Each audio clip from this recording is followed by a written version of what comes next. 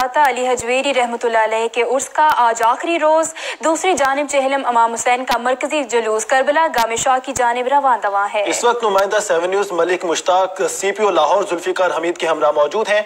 मलिक मुश्ताक, बताइएगा सिक्योरिटी के कैसे इंतजाम किए गए थे दिन भर? जी बिल्कुल, हमारे साथ मौजूद हैं CPO लाहौर जुल्फकार हमीद साहब। आइए इनसे जानते हैं कि आज चूँकि दाता गंज बख्श रहमतुल्लाह अलैह के मेले का आखिरी दिन है, उसका आखिरी दिन है। दूसरी तरफ हज़रत इमाम हुसैन अलैहिस्सलाम का चेलम है और सिक्योरिटी के सख्त इंतजाम किए गए हैं। इसी हवाले से इनसे जानते हैं। जी बताएं कि सख्त इंतजाम हैं, चूँकि हर आने वाले को 2-3 लेयर सिक्योरिटी चेकिंग के बाद ही अंदर आने की इजाज़त दी जा रही है।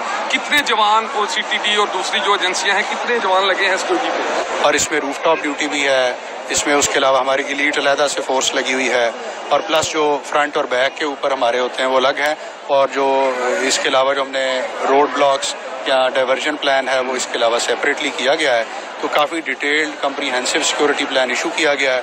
मैंने भी ड्यूटीज़ चेक की हैं, अच्छी ड्यूटीज़ हो रही हैं, चेकिंग हो रही है पॉइंट्स पे।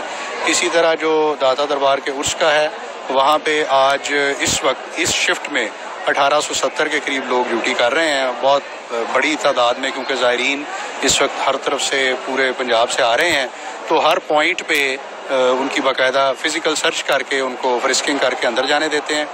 इसी तरह हर पॉइंट पे हमने फ़िज़िकल बैरियर्स का भी अरेंजमेंट किया है, रूफ टॉप ड्यूटी का भी अरेंजमेंट किया है, और अच्छी तरह से सर्च भी बहुत अच्छी तरह से हो रही है। जी बिल्कुल, जैसा कि जुल्फकार हमीद साहब ने बताया है कि सिक्योरिटी के सख्त इंतजाम किए गए हैं। सिक्योरिटी के सख्त इंतजाम किए गए हैं। बहुत शुक्रिया मलिक मुश्ताक, हमें तफसीलात से आगाह कर रहे थे।